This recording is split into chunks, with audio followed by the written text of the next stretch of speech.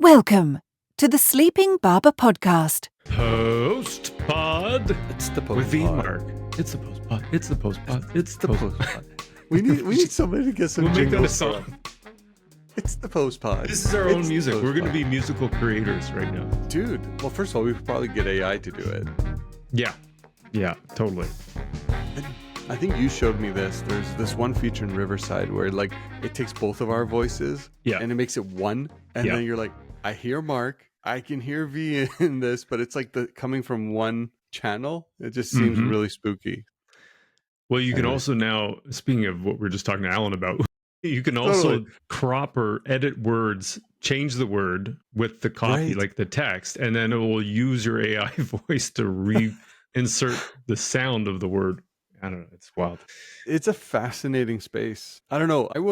I think we were just just as we ended the call with Alan. I was in my mind. I was just reminiscing about a time where music was. I don't want to use the term pure, but it was just there was a very specific way you would get your music, right? And then our generation was a part of that whole shift from analog to digital to what we have today.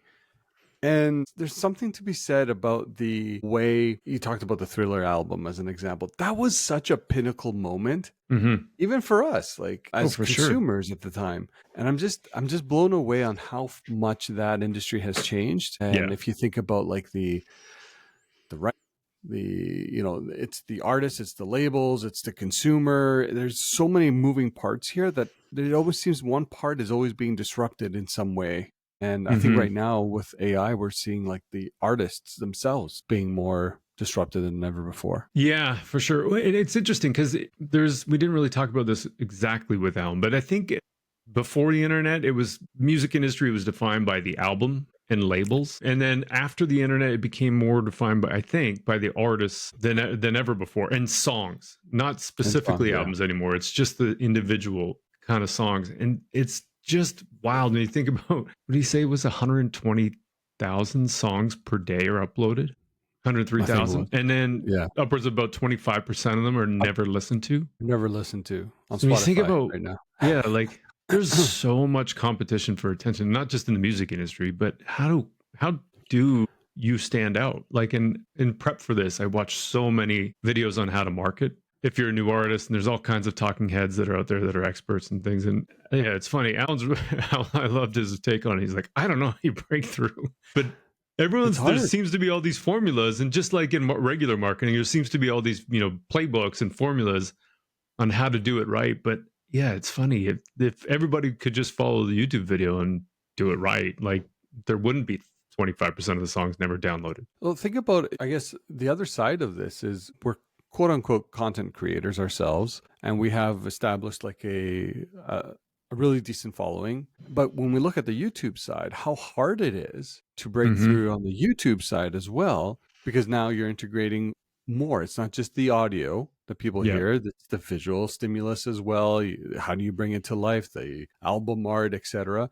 And you can see like on the music industry, if we as podcasters, I don't know how many there is of us in the world, if you look at the artist side, it's even larger. The pool's even bigger. Yeah. And if I look at how difficult it is for us, I could only imagine for an aspiring artist. It's not just as simple as just getting on social. It's like, well, how are you going to break through on social? How are you going to get people following you on social? It's at the end of the day, if it takes some words from Mitch, is just consistency and making sure you find a way to allow for, new content coming out, being somewhat relevant, but authentic as well is probably the biggest thing. But and I know we talked a lot about just newness with after the internet and before the internet and after the internet. There's just newness with so many things. Like we didn't really get into it in great detail, but Oasis with their new pricing model. So it was kind of an Uber style pricing model for their tickets. And I know there was a ton of backlash for that. Everyone was furious with it. Yeah. But if you think about, like, for a lot of businesses, and marketers in general, like there's so many more tools. An Uber style pricing model doesn't just have to apply to Uber. No, absolutely. You know what I mean? There's so many more opportunities to test and try out things. And think about marketing holistically through price, Mhm. product, place, promotion. It doesn't have to be, you could pick whatever model you want. I just think the 4Ps are helpful, but you can make stuff on your own. You can create individual new pricing models. The way you distribute your product and your content can be totally different than you've ever done before. Like there's just for people that are optimists, I think there's a lot of cool opportunities for marketers. I wanted, like, in my mind, as we were talking to Alan, there was this question brewing around mental and physical availability and what that evolution has looked like in the music industry. And I think it's very easy to see how things have transcended over time, because he talked about like what was the playbook in the early time from a marketing perspective. You had the advanced singles. He listed a whole, like, essentially what the playbook was. Yeah. And that, for me, in my mind, I'm like, hey, mental availability.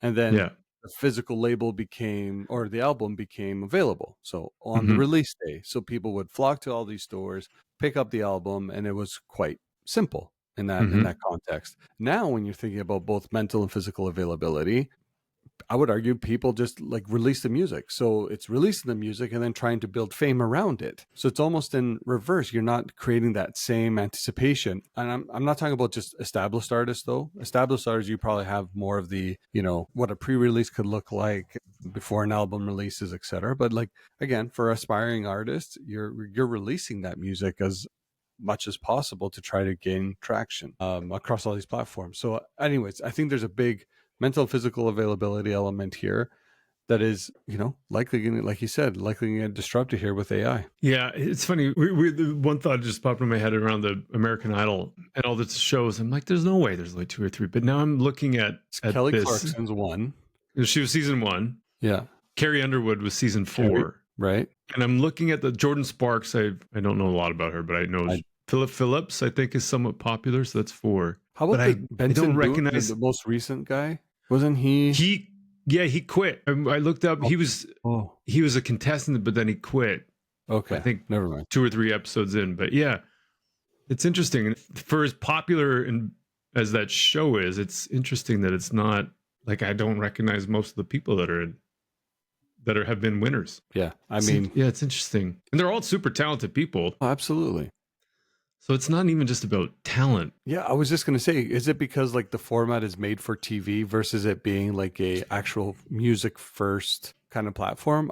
I don't know, because like it's very subjective. It's judging by judges. And if you don't jive with how they think, that panel thinks, it could alienate a lot of the talent there very quickly. Because again, it's judging by committee, and I don't know. Yeah. And it's just, there's so many different channel, like the channel component. I know all have talked about this in all marketers, the fragmentation of media. It's just becoming more and more niche. So it's interesting thinking about that example you brought up with Fish, Patreon, all those kinds of channels where you can have the artist led. We even talked about Substack the other day, like artist led vehicles to promote where you can then generate your own revenue out of that. Yeah. It's so much more.